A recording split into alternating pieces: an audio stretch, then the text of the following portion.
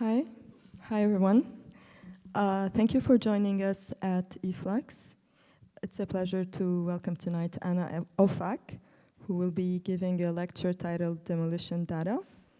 It's a pleasure to introduce Ana. She is a writer and researcher based in Berlin and Zagreb. Her work is developed at the intersection between academic research and cultural and media theory, with her recent projects focusing on exhibition pavilions of post-war Yugoslavia, on material practices of visual arts and architecture at the Bauhaus, and cultural sources of newness in the digital era. Ofak co-founded the initiative Post-Fascist Idol last year in an attempt to explore the complex of post-fascism together with artists, critics, and audiences at the Volksbühne in Berlin. She holds a doctorate of philosophy in media and culture from the Bauhaus University in Weimar. And I will read this excerpt from a recent review she wrote for Art Agenda about 2 years ago. Begin. Los Angeles has long been pursuing the economies of pink, but it has been pursuing a phantom. Pink is a non-existent wavelength of light. We cannot perceive it, but literally imagine it. Its features disclose themselves in every BPA-free bottle of pink coconut water, in Lindsay Lohan's strawberry blonde dresses starring in the canyons, Paul Schrader and Bret Easton Ellis's acid-etched horror story complete with a trailer by Kanye West, or ultimately in every smog-induced sunset spectacle off Santa Monica Beach. A little bit like Ed Rush's pastel on paper work, another Hollywood dream bubble popped from 1976, the economies of pink allow the space of representation, not the pictorial space to rule. About that space of representation, Michel Foucault wrote that it transpires only on the surface, no more than a polished stone, bearing words and shapes, beneath nothing, a gravestone. Whereas the monetary value of painting has risen exorbitantly over the past few decades, its capacity to disturb the power of the representational has not. A question comes to mind. What would a non-representational painting be today? Philosopher François Laruelle has advocated for the establishment of a non-standard method in philosophy, a method rooted in analytical and anarchic thought, nourishing radical immanence. Following this, perhaps we should render this question more keenly. In what ways might painting transgress the colossal status of the image and make us think painting rather than think about painting? Let's give a warm welcome to Ana.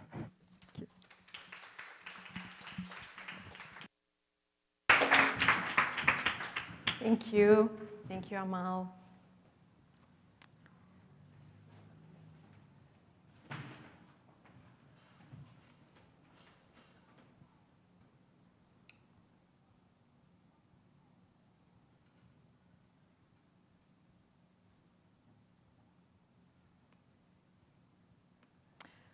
Let me take you to Berlin, Alexanderplatz.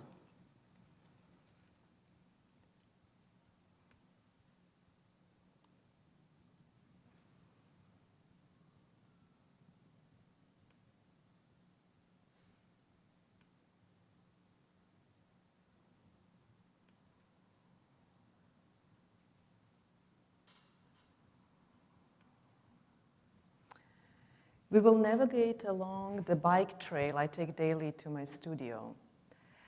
And we'll do it simultaneously in the past with Google Earth, because what you see is not a present image of the square, but one from the past. And we will do it in the present along the images I shot when taking the ride to my studio.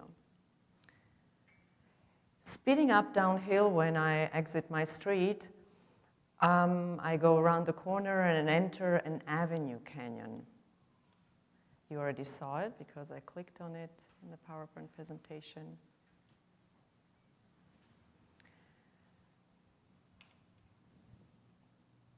So zooming in, you see now the Avenue Canyon between the two sides. On the left, there's the eerie shell of the House of Statistics, a social realist Plattenbau made out of prefabricated concrete slabs. I will give you some more impressions as I ride past the building.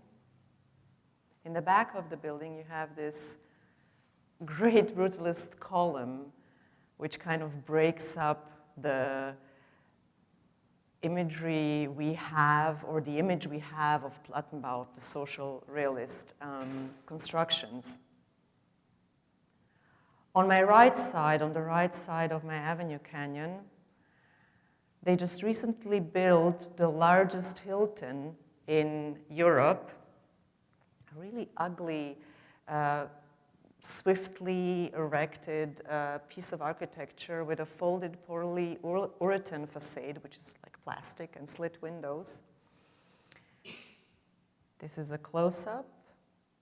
But when we continue down the Avenue Canyon, we reach the so-called House of Travel, which is a GDR high-rise with a preserved copper relief called "The Human Conquers Time and Space." What you see on it, and I hope you can see it, yes, is a man-woman astronaut threesome announcing the rise of the socialist era all the way into the cosmos. And we entered the Alexanderplatz you saw from the aerial shot of Google Earth, a central square of the east part of Berlin. Its oratory and political history is rich in momentousness. The overthrow of regimes all began here, and I want to name the November Revolution of 1918, the Spartacist Uprising of January 1919, which was insurrected by Rosa Luxemburg and Karl Liebknecht. And I want to name the Alexanderplatz demonstrations of the 4th of November, 1989. This is a very important date. It's the intersection between the East and the West, the space of transition. We will see what that means a little bit later. Alexanderplatz, as you see it here in the image, is a spherical open space, a place for encounters, gatherings, reunions, and revolutions. Hi, New York. Hi, e-flux. Hi, watching the stream. I would like to share my enthusiasm with you by, first of all, thanking Amal Isa and e-flux for inviting me to the lecture, Florian Auer and Thomas Aurin for the images and the magic they did with the images, Tess Edmondson for editing, Sebastian Kaiser of the Volksbühne for making last-minute rooftop jump photo sessions possible, and Carmen George for taking me up to the 18th floor to do images or photos of my alley canyon. This lecture is based on the desire to map urban surroundings according to the entanglement of their socialist past and their hyper-capitalist present. There is hardly a city in Europe where such urban surroundings are more trenchantly visible than in Berlin. There, the distinct dimensions of time, space, and system coexist without the possibility to interlink. And we can narrow down the territory even further by locating the entanglement in the east part of the city, especially around the Alexanderplatz. The public square received most of its architectural substance in the 1960s socialist system of the German Democratic Republic. It was supposed to emulate an open society, a society for all. Today, it is at once a pedestrian zone, a transport hub, and a construction site for 25 years. In Berlin, this is normal. I know you would think that Bombay is slower than Berlin in construction, but Berlin, hey, is the slowest city in the world. its airport being constructed since the last 10 years. Not many of the redevelopment plans resolved by the Berlin Senate in 1993 have been realized, so it's 25 years ago almost. The square is often cluttered by all kinds of booths, beer stalls, and gaping holes in the asphalt. It is purposely being jammed until it is converted into a commercial and informational center. Yet the generous opening of the space, its spaciousness, the city lights, and the escalating height of the TV tower hovering above it, which is Berlin's landmark, you can see from all over the city, they still flood the senses. Even if Alexanderplatz is mainly an infrastructural hinge relaying people, products, and data farther out into the city, it is also a clearing, the clearing. Martin Heidegger's mindful term for light lingering in open spaces helps us understand what a square can accomplish for its transient occupants. Here the world discloses itself to being. Here the world seems susceptible for change. Here the sky is closer to reach. People say Berlin is the 1980s New York, and I tend to disagree with this. There is very little left of the utopia accommodating everybody from the anarchist, the artist, and the aristocrat in aesthetically pleasing but affordable spaces. Berlin's central-left government simultaneously resolves preservation laws for 20 quarters, where rents are capsized and home ownership forbidden, and pretty decently manages to direct the influx of venture capital toward privatization in the same quarters through transnational real estate corporations. I'd like to argue that Berlin is the 1930s Berlin. So not the 1980s New York, but the 1930s Berlin.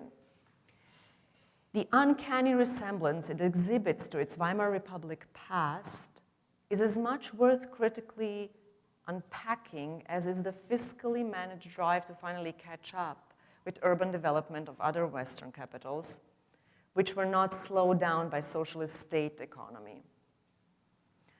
That is the official political discourse, which is being driven against the wall since 1989. Thus, this lecture will begin with the Grand Censura of 1989, but from there it will descend back to the 1930s to extract passages from Alfred Döblin's novel, Berlin, Alexanderplatz. The novel is a mesmerizing montage of a mayhem in a modern metropolis. Hyperinflation and hyperpositivity, the withering away of the welfare state, hectic and media-saturated environments are sutured on top of each other. The endless drilling of construction sites ultimately collapses the limits of what a city can compensate as a site of human existence. Its alienated communes have nowhere to go. In Weimar culture, the death of the socius in Berlin vacates space for the imminent rise of the right. Fascism appears as a slow tectonic shift in its social architecture. Then we stay at Alexanderplatz to explore its present spaces, where axis of redevelopment and deregulation shatters form. A new form sets off to unaesthetize the experience of the clearing I talked about, Martin Heidegger's clearing. The square today figures as a display of the dystopian urban montage Berlin has undergone in the recent decades.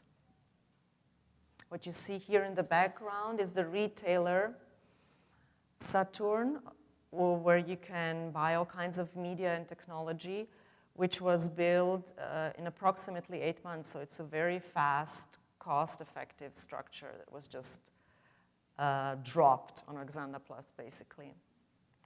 Pockets of modernism and socialist realism are preserved here side by side, as you have seen, whereas the neoliberal postmodern lures on the edges, scoots in between, or most recently, jumps on top. What we learned from the public relations of the Department for Urban Development is that what comes after the history of revolutions is the high-rise presentism. One particularly pictorial paradigm for Berlin's politics of redevelopment are the still to be built Alexander Towers, and there are several, 3 overall. Construction plans change many times already, but at the moment, the project by Franco Gehry and partners is being solicited by the Senate and the investor. If the draft is realized according to plans, the building will become Europe's tallest residential structure, reaching up to the waist of the TV tower. So Berlin's landmark will be hidden. Only the sphere you have seen or you see in the background can be seen from different perspectives. It will be raised across the grounds of the House of Travel, I have mentioned, and in immediate proximity to the landmarked Peter Behrens structure, or ensemble, 2 low-rise buildings called the Berliner House and the Alexander House, representing Berlin's take on new objectivity. They were built in the Weimar Republic. The tower will mask these 2 buildings, referring to its metallized facade spiraling like a bolt into the clouds, but we don't really know if it's metallized. It could also be stone because there are so many highlights in the renderings that it appears to be shining. Berlin has already found a somewhat gratifying phase for it, the golden screw-up. I want to end the intro with the question of how we can reach back into, negotiate, and recover the topology of the square.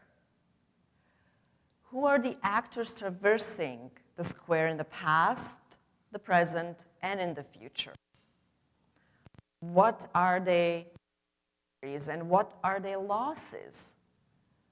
What is our loss? The square is the disclosure of being in the world as a part of a collective existence. When this is taken away from us, and this is being taken away from us, togetherness as a projection of the individual into a larger cluster of society's architecture will cease to exist.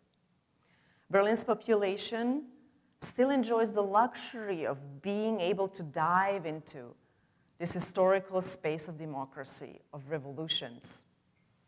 I want to unfold a tentative cognitive mapping of Berlin's construction sites in order to carve out the motives and materialities representing the uncertainty of redevelopment, architecture, and with that, the undoing of the democratic sphere of on the square.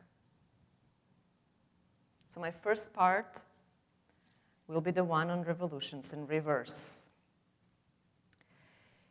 The event of disintegration, the East faced after 1989, is strangely referred to as a revolution. Examining this normalized paradox closer, we discover that the trope of the revolution has thereby been inverted. Placed at a distance from the angry mob, its transformative powers have been pacified for profit. This revolution is but a revolution in reverse, skipping liberation and going straight to neoliberal management. Before descending into the trenches of bureaucracy, in his recent book, David Graeber wrote about revolution's necessary bond with rationality. You have to be rational to be a revolutionary. That's his saying. His paraphrase, Revolutions in Reverse, refers to the hardship of institutionalizing the experience of liberation.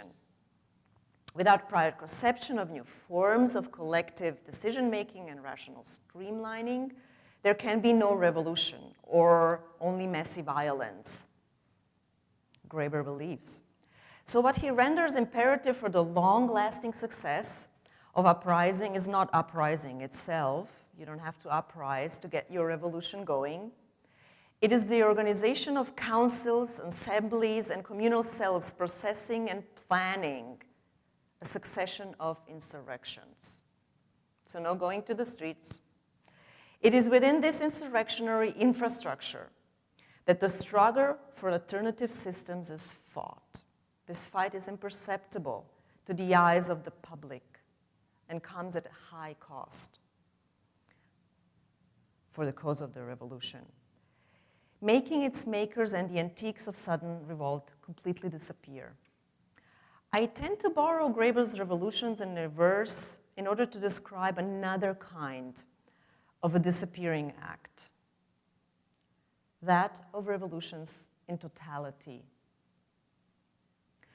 Resenting the logic of revolutions, the bureaucratic apparatus of nation-states, or more accurately, its technocratic reboots, systematically undo revolutions through the act of staging them as a peaceful process of economic restructuring.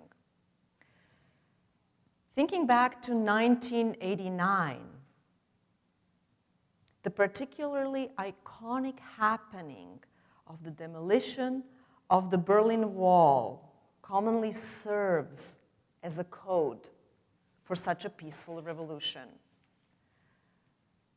Scrubbing, shredding, and scrambling down the concrete and iron structure with their bare hands until it fell, the people of the German Democratic Republic have helped produce images that are hard to negotiate differently than as an abrupt act of liberation. The fall of the Berlin Wall surely propelled the disempowerment of socialism to its ultimate conclusion. Socialism was but a glitch in a longer historical continuum, a mistake anyhow in a need of erasure. Against this background, the removal, dismantlement, or neglect of structures from the socialist era become a reenactment of the initial catharsis of the fall of the wall. Each staged disappearance, a kind of symbolic exorcism. So what you have been looking at the past minutes is actually the exorcism of the political system of the GDR that occurred on the Alexanderplatz prior to the fall of the wall. What you're looking at is the revolution of the 4th of November, 9th of November was the fall of the wall. So you're looking at the 4th of November, 1989, a milestone in the ongoing history of peaceful revolutions. This was the first ever governmentally approved demonstration in the GDR. Before that, there were no governmentally approved demonstrations. It was not plotted by the system. And it figures as some kind of an avant-garde which rushed forward into the known unknown. It was organized by cultural workers of East Berlin's theaters. This is an important point I would want you to remember in the later course of the lecture. Writers, actors, directors, dissidents, and members of the political bureau, I repeat, members of the political bureau, all together united forces to perform the peaceful revolution in front of the House of the Travel. You have seen the high-rise, you see it here in the background, there. The symbol for the possibility to travel only within the borders of the East in the GDR. And 1 million of GDR citizens were looking on. Nobody of them ever crossed the border. The wall was not just a wall in Berlin. The wall was the wall between Eastern Europe and Western Europe. And this million of citizens were looking on and hoping that soon they will too have a passport which can take them everywhere. The aspect of performance becomes especially eminent when we review the speech of Heiner Müller he gave during the demonstration. And I will not be showing the video, but just stills from the video.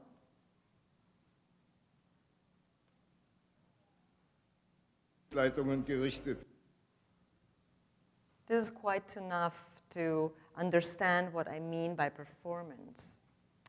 Müller, Germany's leading dramatist and troublemaker of that time, visually embodied his own mantra of finally dealing with history because it dealt so much with him.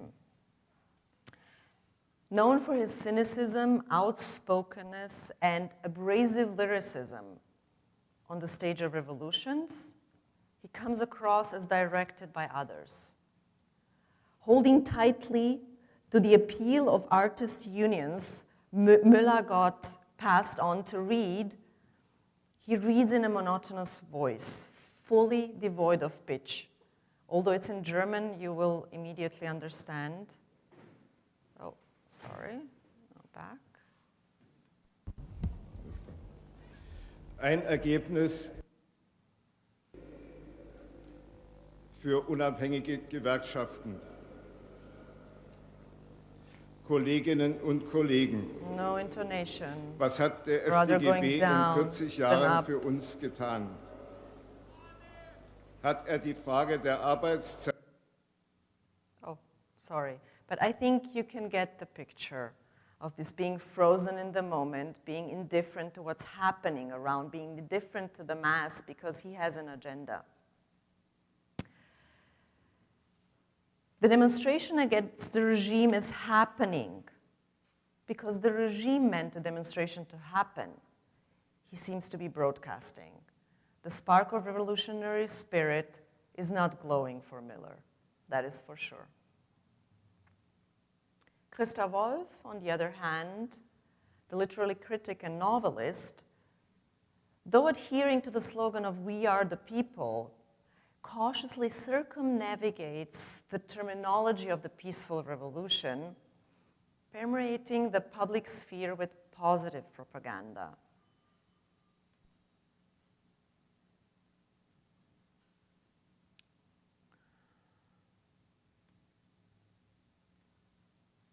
Sorry, I'm looking for a good still for you to see where she is standing, actually. So she's standing in the mass.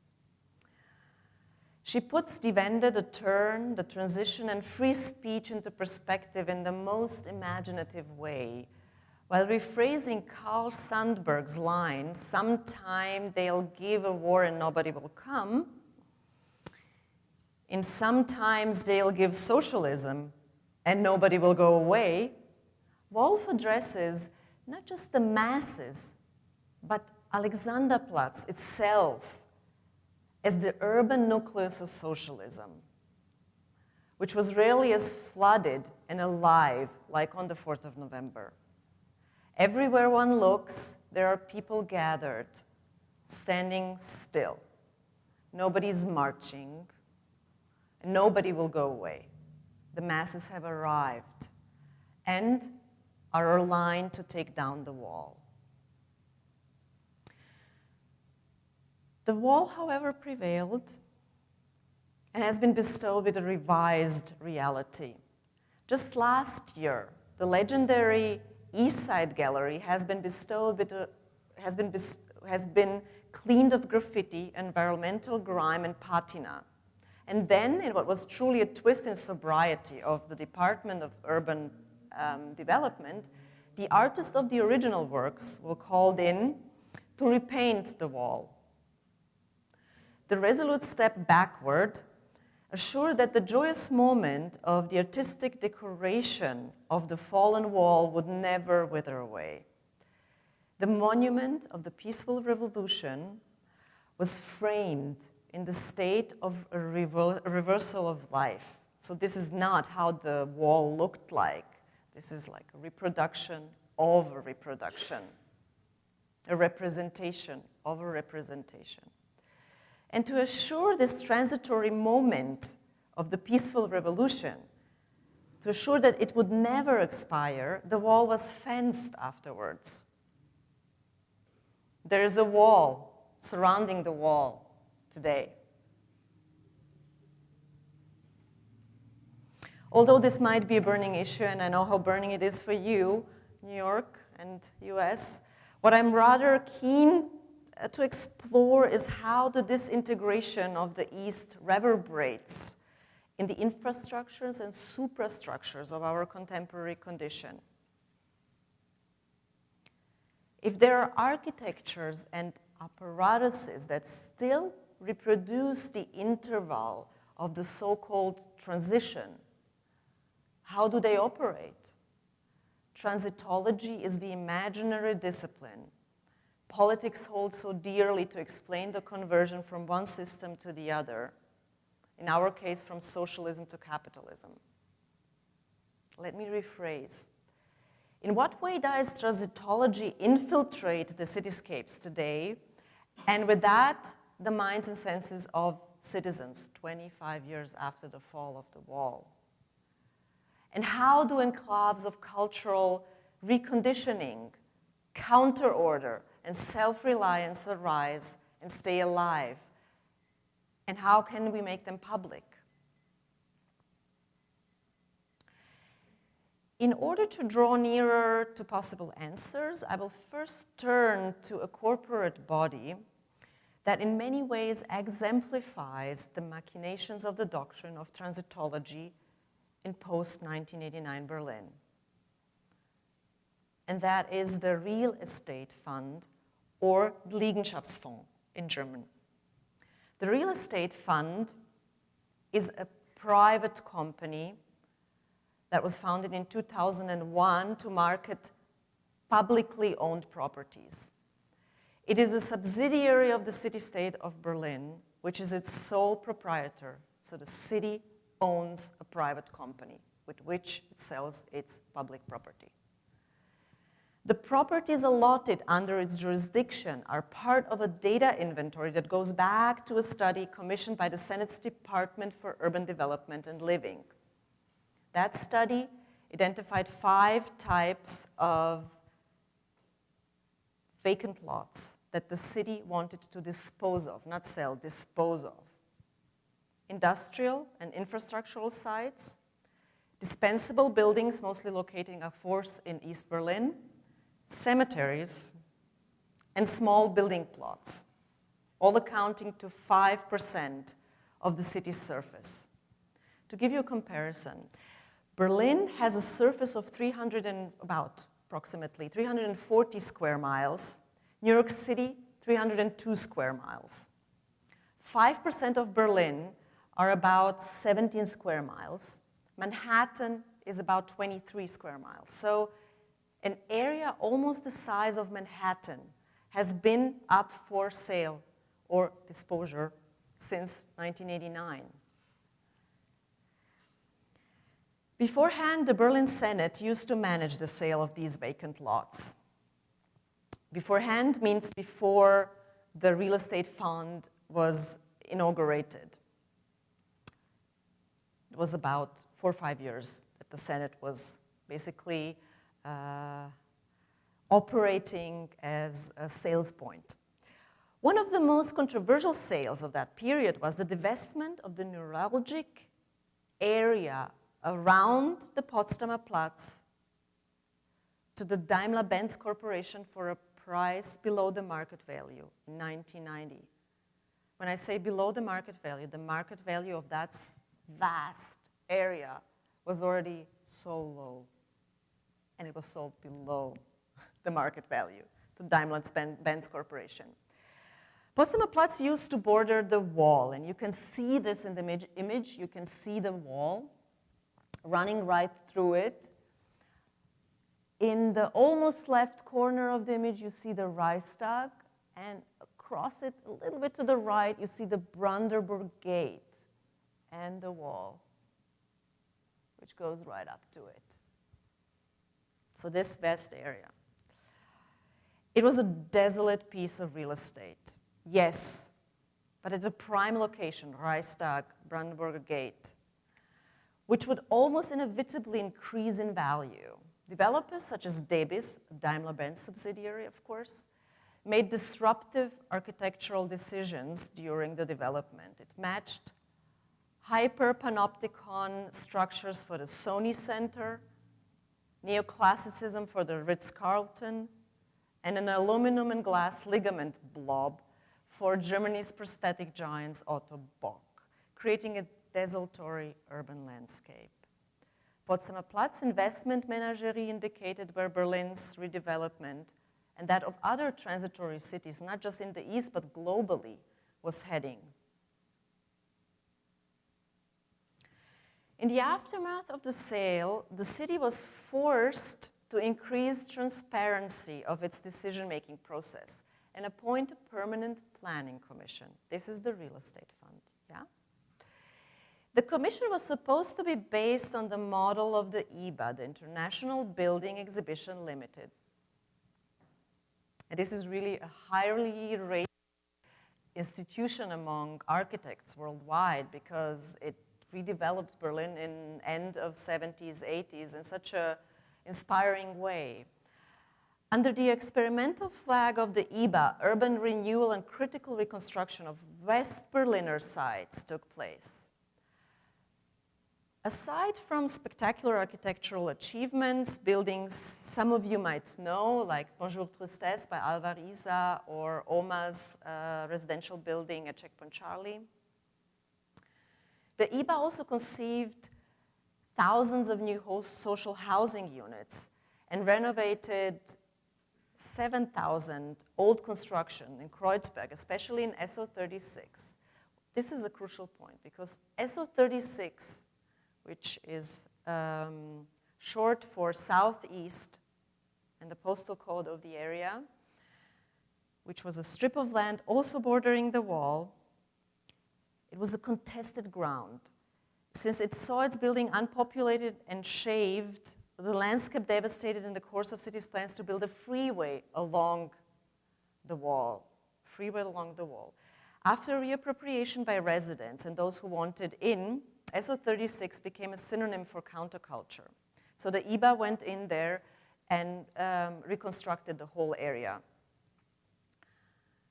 Real estate fund comparison lacks a history of impartial decision-making, with redevelopment being executed under the imperative of urban and social sustainability.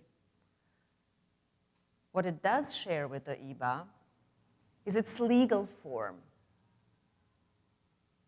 Being a private company with limited liability, its actions are at comfortable distance from the governmental control. The government owns it.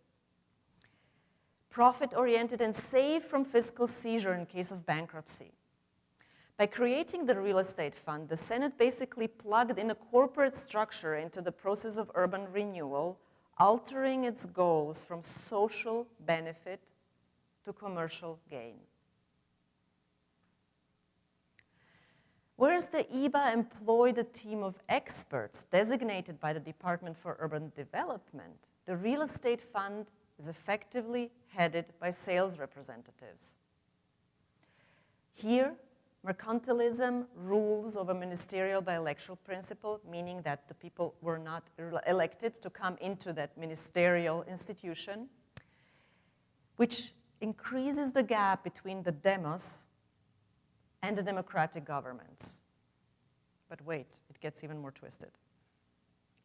Through a fusion with BIM Limited in 2015, a private facility management company, also subsidiary of the city-state of Berlin, which supervises its tenement and office buildings, for instance, the real estate fund added another component to its apparatus, offering managerial solutions to the problem of liquidating public property.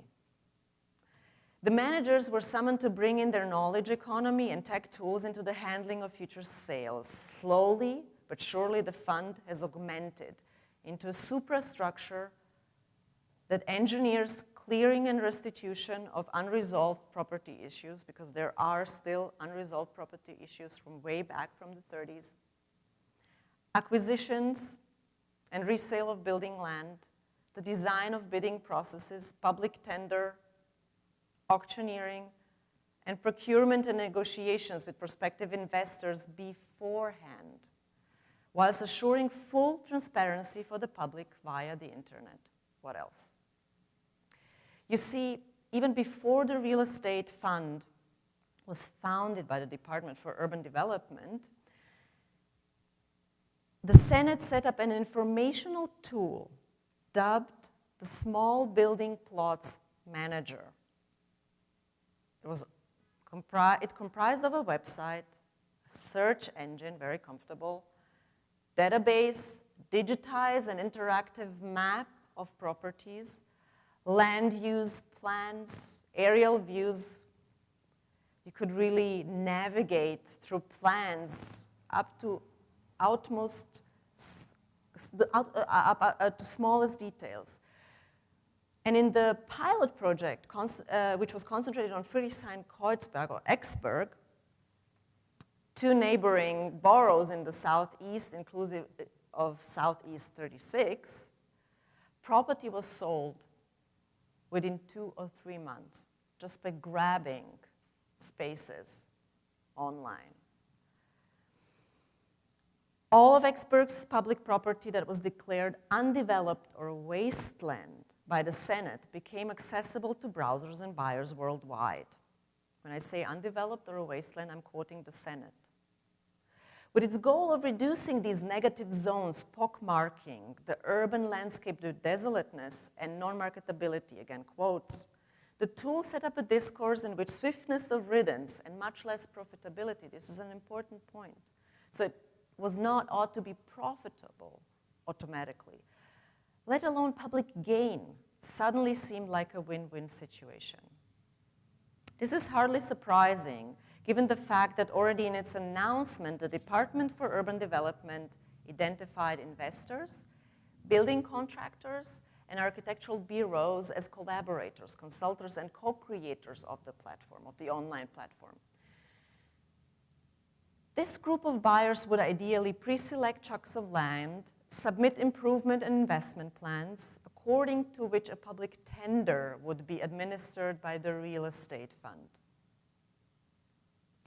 Since transparency is never transparent for those not owning the screen, and we do not own the small building plot manager, we cannot see how it's programmed, how it's done.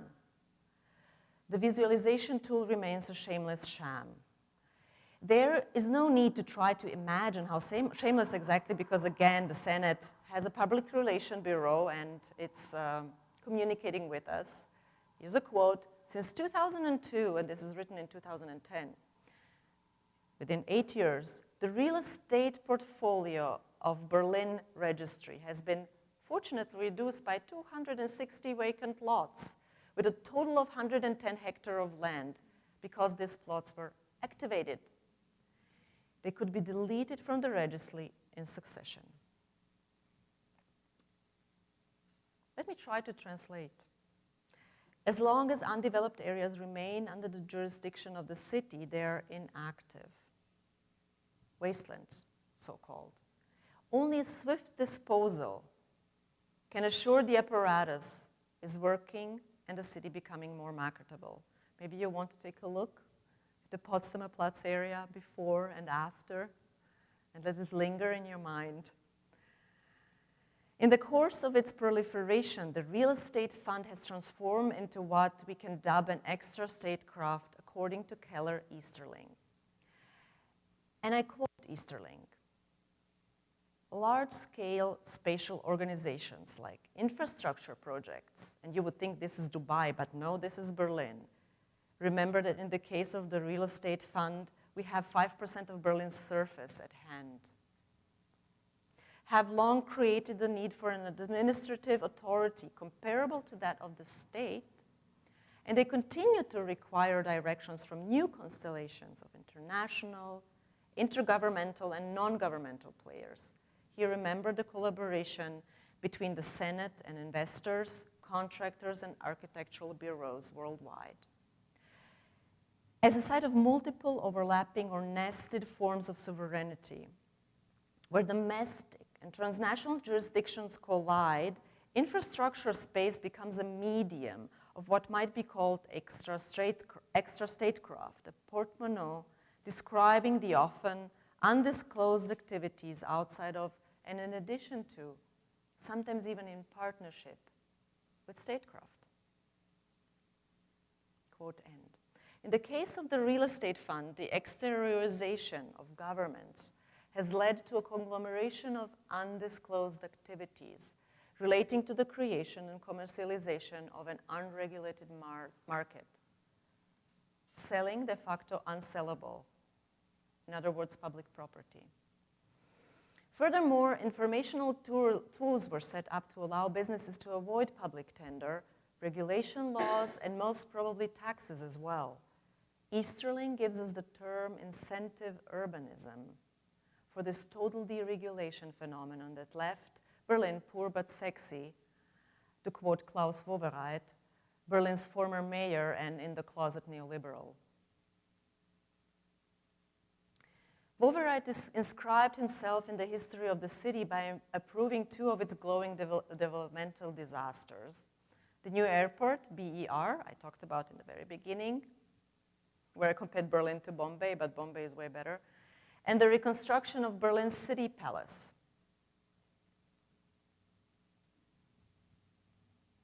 With the palace, we are moving closer back to Alexanderplatz. The vast Baroque winter residence of Prussian kings got a perfectly plausible moniker from the city's publicity bureau, Palace for All. It is being erected on the plot where the Palace of the Republic used to stand, the seat of GDR Parliament.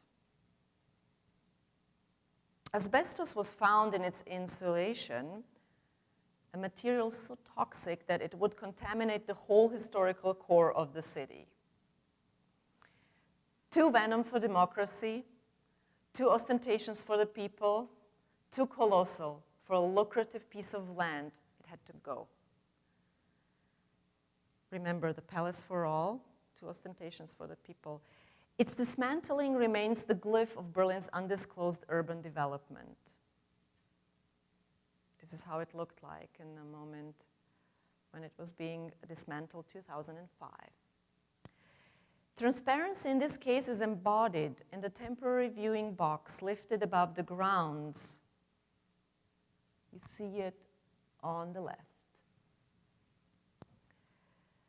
Lifted above the grounds of the palace, it offers interactive previews of the preliminary program of the Humboldt Forum Foundation, which is a conglomerate of the university and different state museums, the Ethnology Museum at its helm, which will move into the premises.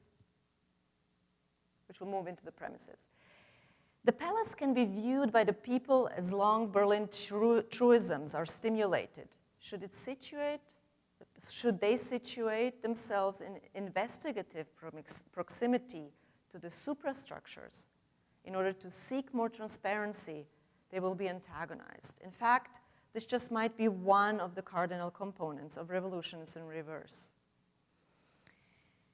The disclosure of activities extra statecraft agents can freely pursue once in power establishes an oxymoron.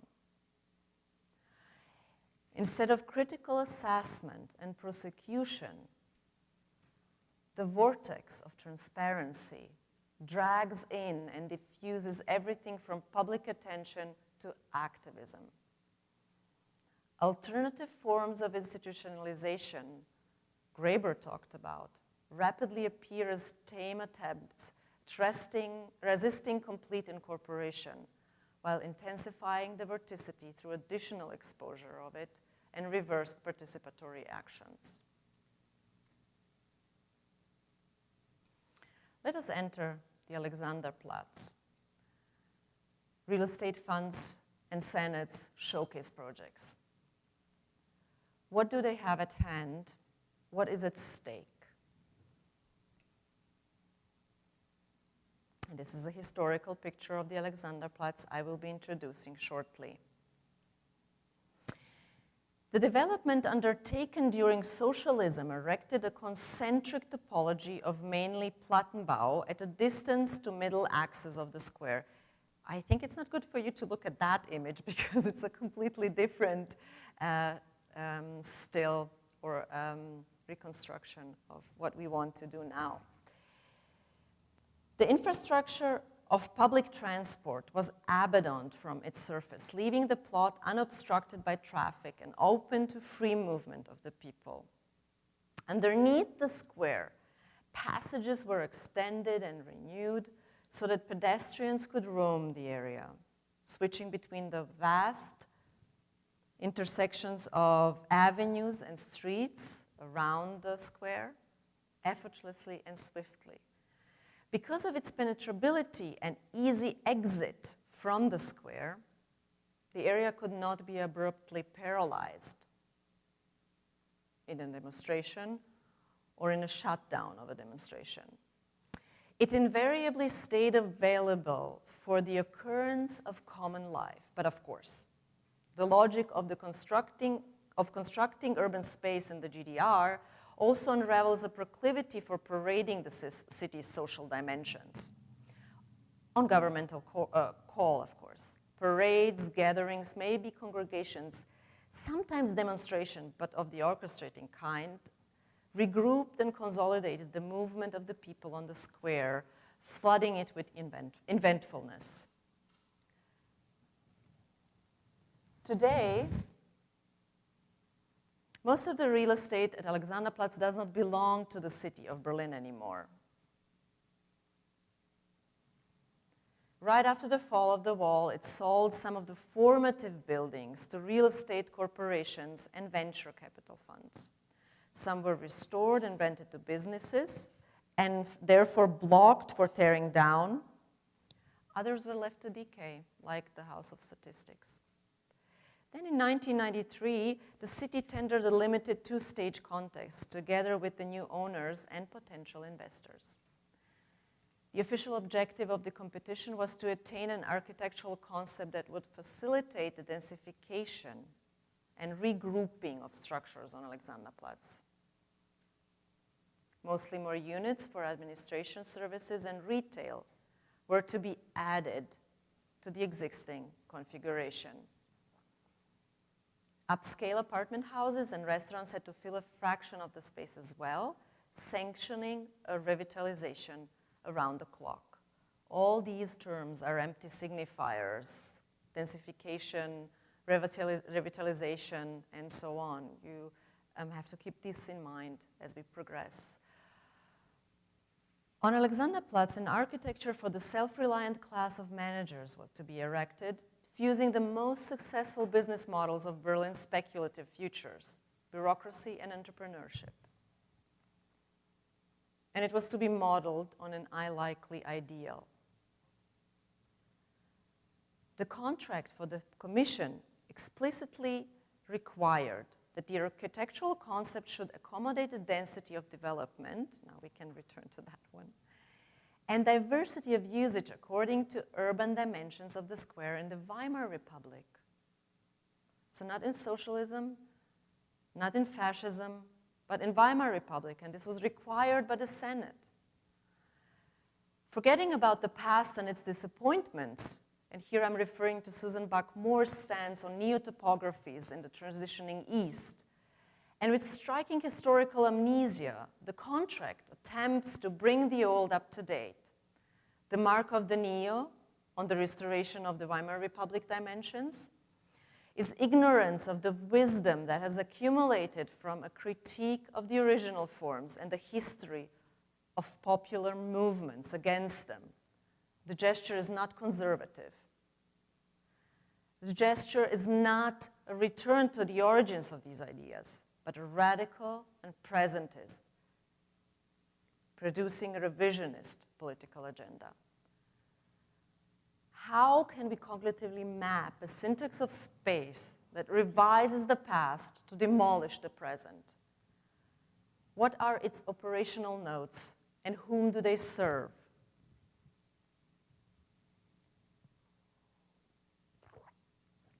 In the Weimar Republic, now, finally, the typology of the square was characterized by blocks of low-rise buildings encircling its center. Public transport, buses and trams cut right through it. So it was blocked. Traffic, not public transport, but traffic flowed around it.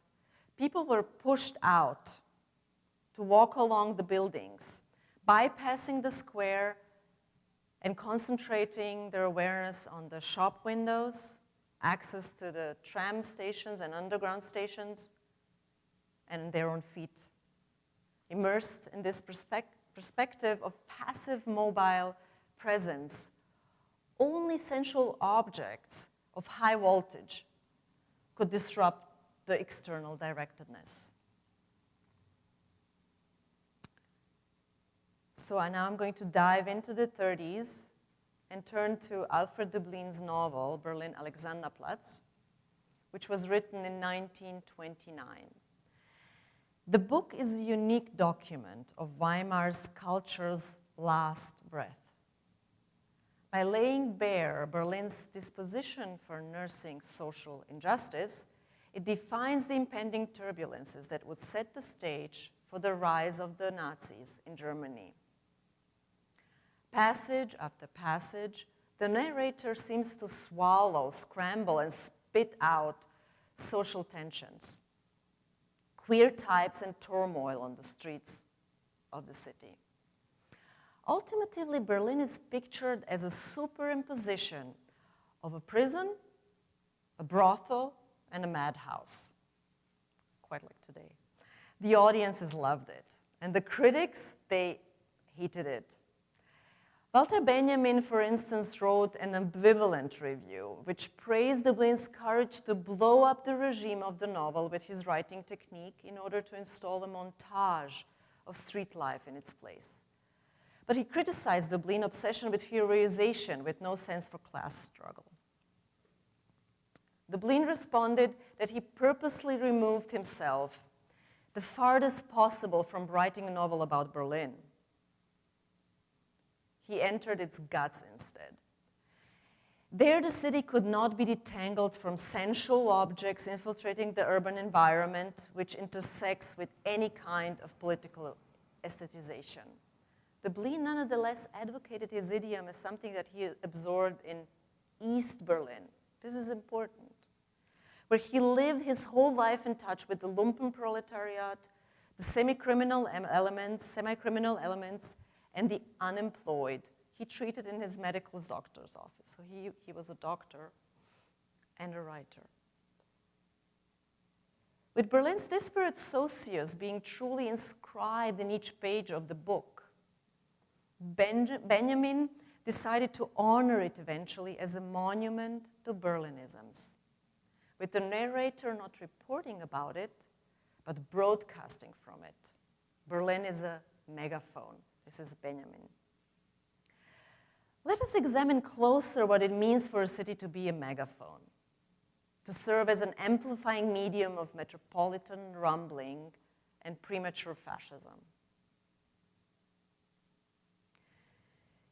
During the time Döblin wrote the novel, Berlin's message was that of hustling modernity, involving a series of violent changes to the infrastructural and sociocultural contours of the city. The construction of the underground station at Alexanderplatz, the largest in Berlin, went underway.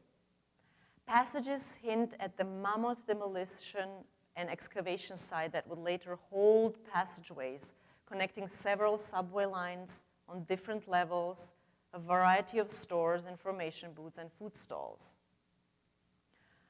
Walking on improvised paths, the narrator gazes into the ravine of subterranean construction, At the same time, the whole of his visual feed is encroached by a panorama of consumerism, relaying junk images into his nervous system.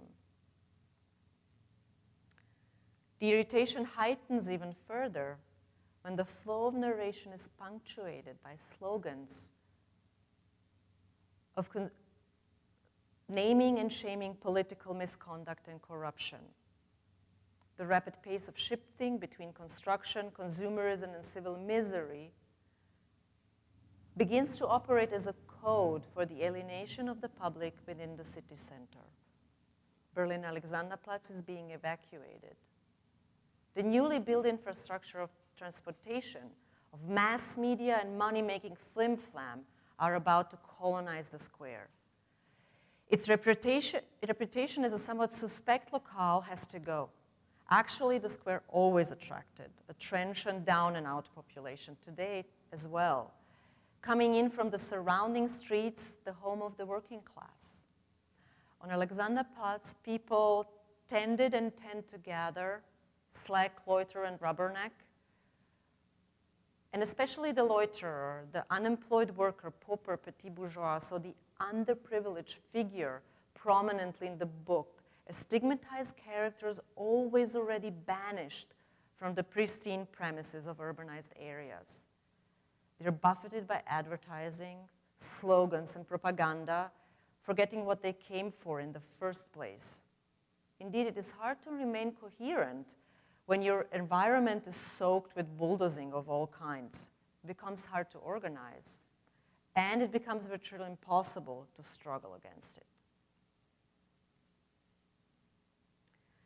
The underprivileged, whose space of social conduct the square remains. It is not our space of conduct. It is the space of conduct of the underprivileged. They go nuts or go to jail, to paraphrase their amplified message. And this is a paradox per se, because they are supposed to be the beneficiary of the social improvement that the politics of urban development commonly target. At the same time, they are excluded from their own territory after the rebuilding is done. The embattled space of the square is the embattled state of democracy. How is that so? Well, on the square, and here I am borrowing and appropriating Martin Oppenheimer and his still brilliant classic on urban uprising called The Urban Guerrilla, the fabric of life and society once more becomes closely mashed rather than segmented, because the individual not working spends all his time on the street. This condition then leads to the modern mass man, so often described in the literature of politics as vulnerable to totalitarian extremist movements. The underprivileged urbanite is basically conservative, so long as life is barely livable. In fact, reactionary so far as politics is often concerned, infused, for example, with racism and a distrust in theory, cosmopolitanism, and intellectualism. All this is the elite, the underprivileged despise. The underprivileged urbanite catapults to a revolution, to a revolutionary, the moment life is no longer seen as livable for whatever reason.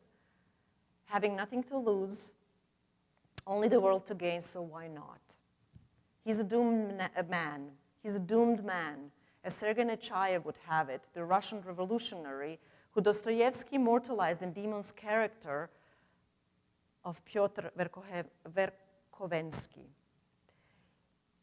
And I quote, "He has no personal interests, no affairs, no sentiments, attachments, property, not even a name of his own. Everything in him is absorbed by one exclusive interest, one thought, one passion he's weighing to rise." The embattled space of the square discloses itself as the embattled realm of the revolution.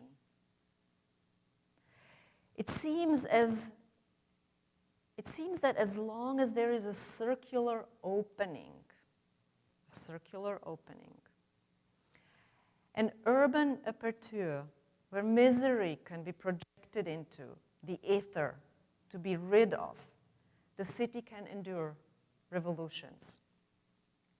Modernity resists both, accumulating intolerance toward the habitus of just being in the world, embodying critical knowledge necessary for a revolutionary break from history's most recent configuration. To come back to my questions at the beginning of this passage, I want to say that the syntax of space that is being revised on Alexanderplatz is not related to grammatology of socialism. We have seen that. No. It is also not related to the grammatology of future utopia, techno-utopia. The Alexanderplatz in the Weimar Republic obeyed to a syntax that explicitly battered, numbed, and excluded the unprivileged from its surface. In Dublin, an intense term is offered for this marginalized group, the Eckensteher in German. I'm sorry, the weak translation in English is the loiterer, but Eckensteher is somebody who stands at the corner, just lingers there, looks around, searching for a job, for an activity, for action, always in transit, always looking, full of angst, but taking a chance. Since the quarters around Alexanderplatz historically also housed the immigrant population coming in from the east, it was a Jewish immigrant population. It is those who do not qualify for the privilege of a full citizenship, of being on a square, rather being pushed out. Or more precisely, as you see, as you remember public transport, they are being hauled away into the exurbia via public transport. The syntax of space in the Weimar Republic foreshadowed the grammatology of fascism. Berlin Alexanderplatz was brought back to the theater stage in 2001, the same year the real estate fund was inaugurated. This might seem like a forced coincidence at first. It was produced by Volksbühne, which is the last stronghold of radical performing arts and leftist thinking within Berlin's theater landscape, with the director Frank Kastorf at its helm. Coming July, so very soon, Chris Durkin is going to replace Kastorf, somewhat launching the dismantling of the legacy of Volksbühne in its own right. In Kastorf's staging, the Dublin kinetic fantasy is transformed into a provisionary construction hell. Alexanderplatz is represented as a wet wasteland behind a construction site fence with the people being displaced from the streets and cooped up in barracks and containers. Their wheeling and dealing is broadcasted to the audience live on screen.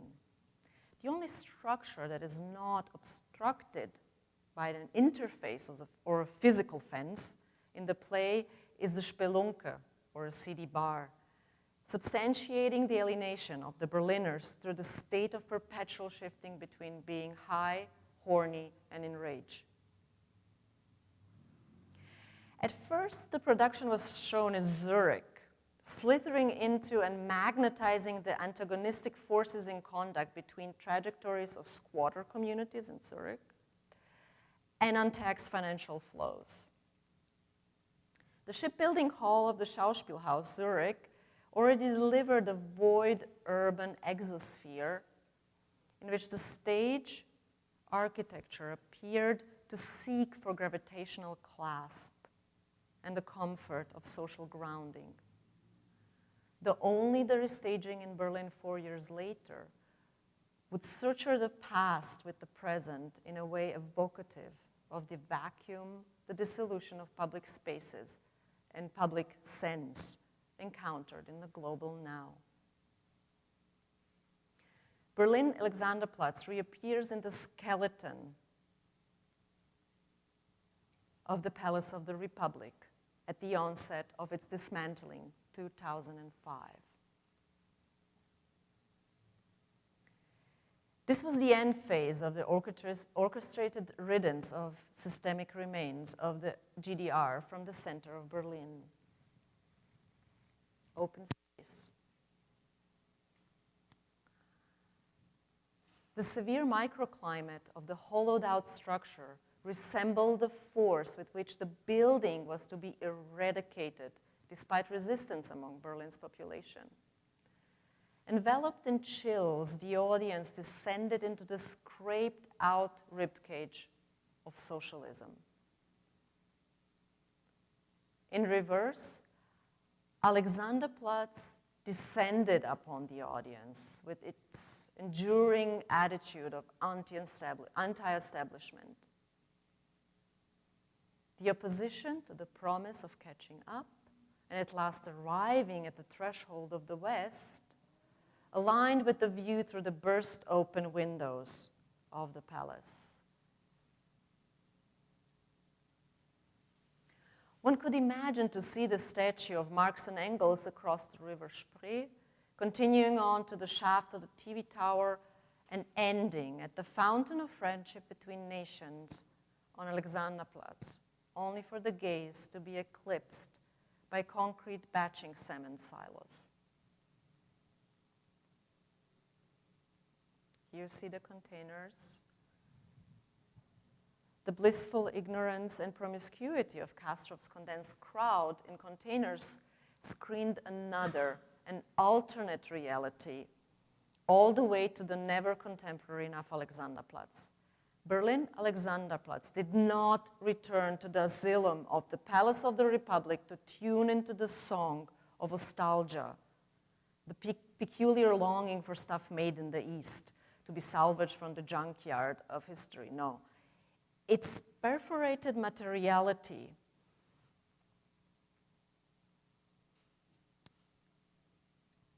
rather invoked an ontology that was not bound to a system or a collective, but to time, and the time was intermediary.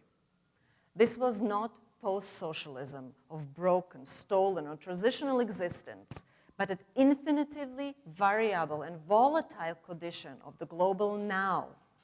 Here you see the Spelunke.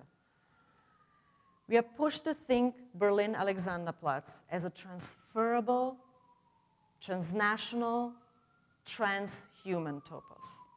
Remember, it is after all an amplifying medium, yesterday's megaphone, today's social media, tomorrow's VR arcades, facilitating the mapping of the global urban networks, all under the reign of speculative futures. As if hit by the granite of world disclosure, or Heidegger's Aletheia, the total transparency of the formerly opaque parliament building, and you remember it had mirrored windows. So when citizens, curious citizens, looked at their own image in the windows, it would dissolve in the mass. So this total transparency operates as a scopic tool in the hands of the audience, in our hands. With it, Berlin Alexanderplatz discloses itself as an intermediary ensemble, ein Gesamtkunstwerk der Zwischennutzung, a demolition dada, displaying, refracting, and rupturing the multifold decoys of late capitalism. The decoys of late capitalism, and with this, I'm finishing, that we can identify on Alexanderplatz are the image and the model of redevelopment architecture. These projects of star architects, or the projects of star architects, are multiplying, yet their realization is suspended in uncertain futures. This is the first draft of the original redevelopment project of Alexanderplatz from 1993. This is the second one from 2003. This is the most recent one from 2015. So everlasting multiplication. The various 3D renderings of buildings, their Urton casts and 3D printings are a reified substitute. And here I'm quoting Frederick Jameson's move on postmodern architecture. So, reified substitute for the real building, but a good one that makes infinite utopian freedom possible. When we summon utopia today, we are not speaking of its modernist purpose to renew perception of space. In an environment saturated by simulacra, there is simply no need to replenish and sharpen the way we see or think architecture. Most of the CAD renderings are transcoding earlier renderings, sending redevelopment architecture into a reiterative loop of self-reference. Redevelopment architecture presents itself as the digital illusion of the concrete illusion of a specific place, mostly of a square, which itself is transformed into an abstract concept. Jameson nailed it by deeming place and the square in the phenomenological and regional sense as non-existent, or more precisely, it does exist, but at a much feebler level, surcharged by all kinds of other powerful but also more abstract concepts of late capitalism. Alexanderplatz and renderings of its futures are surcharged by the non-places of the real estate market, real estate ETFs, swaps, whatever, anchored in the next networks of the extra statecraft. The rendered high-rise evolves into a currency of high mobility agents. It aids high return for low-risk investment in the wasteland of the East. Thank you.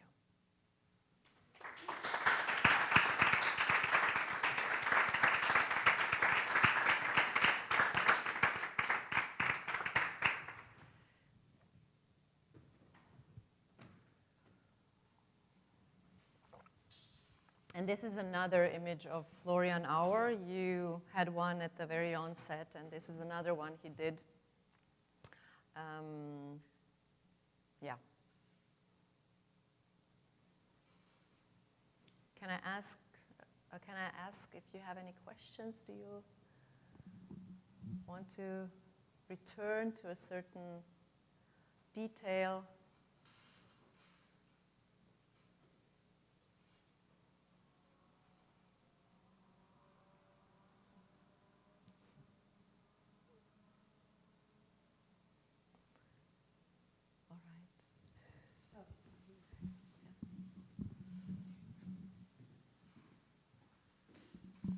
I just have a question about a couple of terms you used. If you could just perhaps elaborate, used the term as far as capitalism's decoy, and then the other term of transhuman.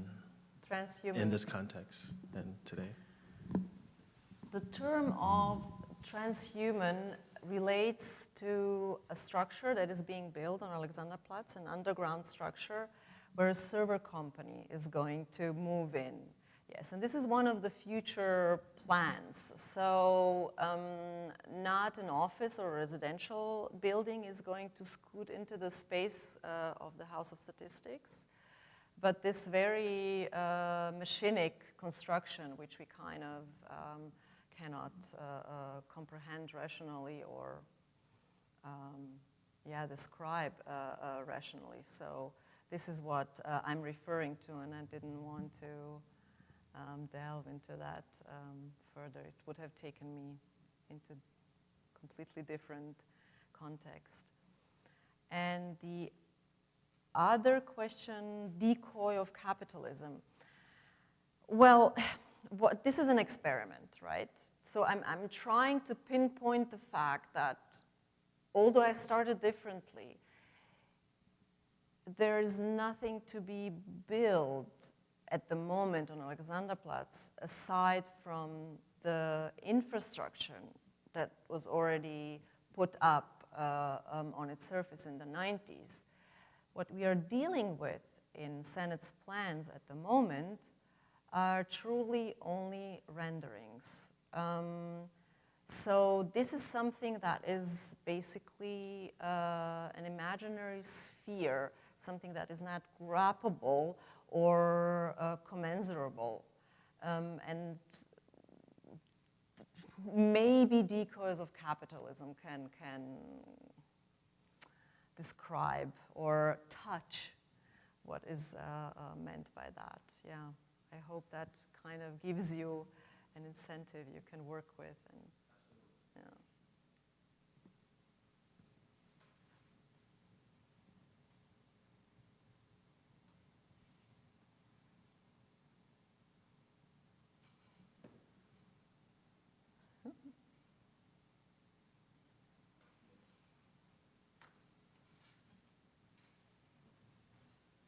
Did you want to ask a question? It seemed like it. No? Okay. Maybe, yeah. Yeah, go ahead, please, please. And thank you for a great lecture. But still, how do you see this, how do you contextualize this within the larger global phenomena? I think you can apply same logic to other major cities around the world. And how do you specify more towards the Berlin situation, maybe? Yeah. Well, this is basically, well, I will try to answer with returning to where I started. Berlin is a very specific topography, or urban topography, because you really have this side-by-side existence of two systems, and two systems of architecture and two systems of existence. This is rarely found anywhere else in the world. Of course, you can find traditional historical structures and which were being erased, like in China, to build very densely constructed high-rise. But Alexanderplatz specifically is an area where socialism is still present, so to say, in the concrete topos of architecture. And at the same time, newly raised, swiftly built, cheap constructions scooted in already, like the retail store I have shown in the beginning. And I'm not sure if Dubai, or for that matter, New York, can offer something like that. And why this is so insanely important for us is that if you build another high-rise in New York, nobody will care, because it will not change your experience of open spaces. There are no open spaces anymore. This is what I have been talking about when referring to the clearing, right? There is no clearing in New York. In Berlin, when you, in this plan of Department for Urban Planning, I'm sorry that I'm moving back and forth,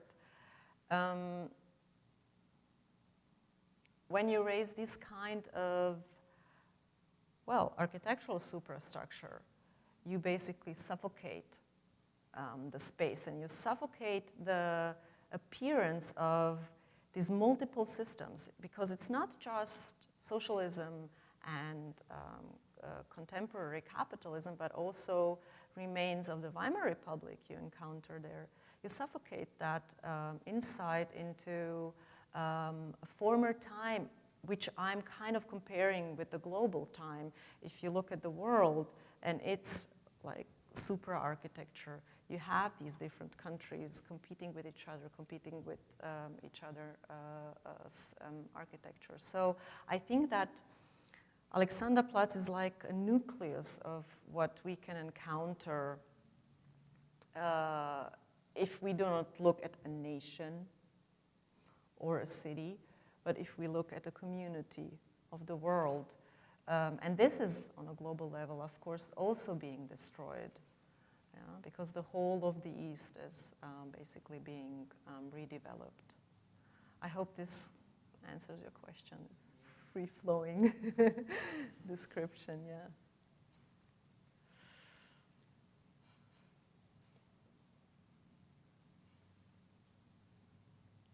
Somebody else?